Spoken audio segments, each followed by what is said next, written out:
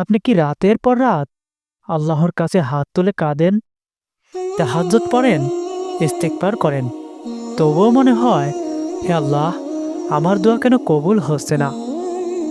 আজকের এই ভিডিওটি শেষ পর্যন্ত দেখুন, কারণ আজ আমি আপনাকে বলবো এমন 3টি গোপন কারণ যেগুলোর জন্য আমাদের দোয়া আটকে যায় আসমানে। এই ভিডিও আপনার জীবন বদলে দিতে পারে ইনশাল্লাহ।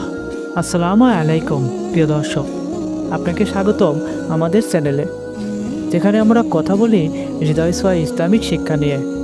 আজকের বিষয়, দোয়া কবুল হচ্ছে না কেন? অনেকেই বলেন, আমি তো নামাজ পড়ি, দোয়া করি, তবুও কিছু হচ্ছে না।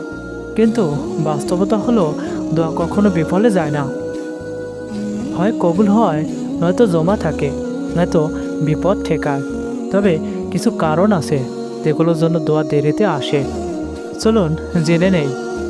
প্রথম কারণ, হারাম উপার্জন ও হারাম খাবার। প্রিয় ভাই ও বোনেরা, এটা সবচেয়ে বড় কারণ।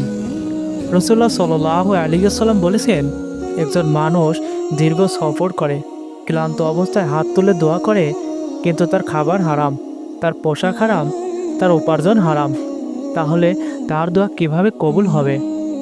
আজ একটু ভাবুন, আমার ইনকাম ছিল হালাল, আমি কি কারো হক মেরে খাই? ঘুষ, সুদ, প্রতারণা এসব আছে।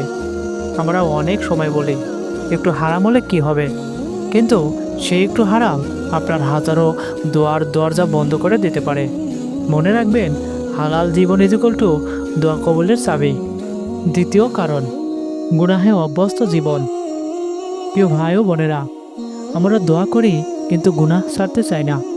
নামাজ পড়ি কিন্তু গীবত করি, দোয়া করি কিন্তু হারাম দেখি, কাঁদি কিন্তু তওবা করি না। আল্লাহ বলেন, নিশ্চয়ই আল্লাহ তওবাকারীদের ভালোবাসেন।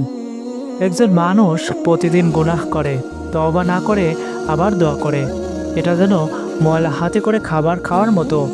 উদাহরণ, একটা গ্লাস ময়লা থাকলে তার মধ্যে পরিষ্কার পানি ঢাললে কি পরিষ্কার হবে? না।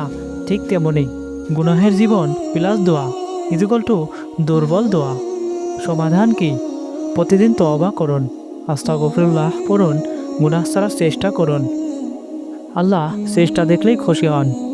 তৃতীয় কারণ, তাড়াহুড়া ও হতাশা। এটা খুব গুরুত্বপূর্ণ।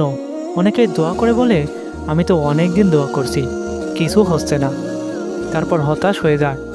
রাসূলুল্লাহ সাল্লাল্লাহু আলাইহি ওয়াসাল্লাম বলেছেন, তোমাদের দোয়া কবুল হয় ততক্ষণ না তোমরা তাড়াহুড়া করো। তাড়াহুড়া মানে কি? 1 মাস দোয়া, ফল না পেয়ে ছেড়ে দেওয়া, 6 মাস দোয়া, বলে ফেলা আর হবে না। কিন্তু ভাই ও বোনেরা, আপনি জানেন না আল্লাহ আপনার জন্য কখন সেরা সময় রেখেছেন। হয়তো আপনি চান আজ, কিন্তু সেটা ভালো হবে 1 বছর পর। আল্লাহ দেরি করেন, অস্বীকার করেন না। ধৈর্য টু ইমানের অর্ধেক। একটি বাস্তব গল্প। একজন যুবক ছিল, সে বহু বছর চাকরির জন্য দোয়া করছিল, প্রতিদিন তাহাজ্জুদে কাঁদত, কিন্তু কিছু হচ্ছিল না। একদিন সে বলল, হে আল্লাহ, আমি কি তোমার কাছে অপ্রিয়? তারপর সে নিজের জীবন বদলালো, হারাম ছাড়লো, গুনাহ কমালো, ধৈর্য ধরল। 3 মাস পর সে এমন চাকরি পেল যা সে কল্পনাও করেনি। সে বলল, এতদিন আল্লাহ আমাকে প্রস্তুত করছিলেন। দোয়া কবুলের 5টি চাবি। এখন বলছি কিছু কার্যকর আমল। নামাজ ঠিক করুন, হালাল উপার্জন করুন, প্রতিদিন তওবা করুন, তাহাজ্জুদ পড়ুন, বেশি বেশি দরুদ পড়ুন। বিশেষ দোয়া, এই দোয়াটি বেশি বেশি করতে পারেন। ইয়া হাইয়ু ইয়া কাইয়ুম বিরহমাতিকা আস্তাগিস।